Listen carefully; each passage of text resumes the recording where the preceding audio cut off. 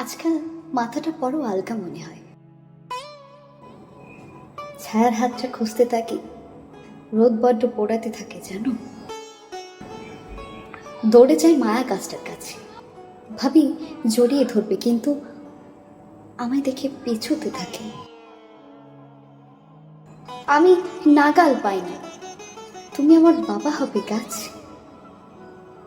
বাবা, তোমার মনে আছে তুমি আসবে বলে অন্ধকার মাঠের এই প্রান্ত থেকে চিৎকার করে ডাকতাম, বাবা বাবা। তুমি সাড়া দিতে। জানো বাবা, জানো বাবা, আমি আজও তোমায় ডাকি, তুমি শুনতে পাও? আমি তখন ক্লাস 9। কাঁচা বয়সের সম্পর্ক ভাঙার বিধ্বস্ত, বিপন্ন। তুমি মাথায় হাত রেখে বলেছিলে, আমার হয় রে মা,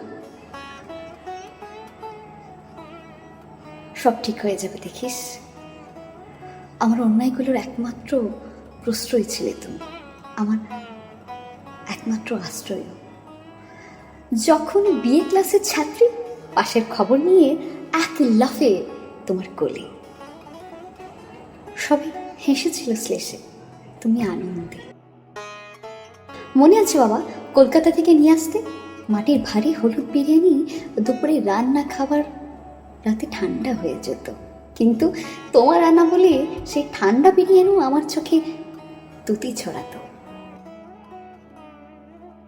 আমার বট গাছের মতো বাবাকে প্রথম নুয়ে পড়তে দেখেছিলাম। ও কি আমার থেকেও বেশি প্রিয় ছিল? আজও যখন কাগজের বাক্সে ছাপানো পেটে ওর নাম দেখি, পা দুটো পাথরের মতো ভারী হয়ে যায় জানো। এখনো তুমি চেরির বাক্স আনো? এখনো আঙুর খেতে দিলে তোমার মনে পড়ে? এখনো 100 টাকার নোট দেখে থমকে যাও?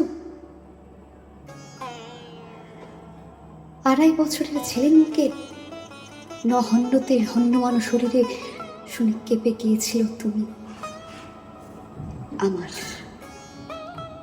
আমার ছেলে হবে বাবা। একের পর এক ঝড় তোমার শরীর কেড়েছে।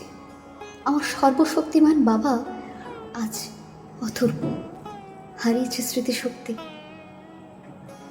বিকল স্নায়ুতন্ত্র মুচড়ে পড়েছে তোমার মস্তিষ্কের জটিল গ্রন্থগুলো। বাসা বেঁধেছে অভিমান। তুমি বুঝতে পারো না বাবা। আজও তোমার ছোট মেয়েটা একটা অন্ধকার মাঠের প্রান্তে দাঁড়িয়ে আছে, একা, ভীষণ একা। প্রাণপণে তোমায় ডাকছে, বাবা বাবা। তুমি শুনতে পাচ্ছ?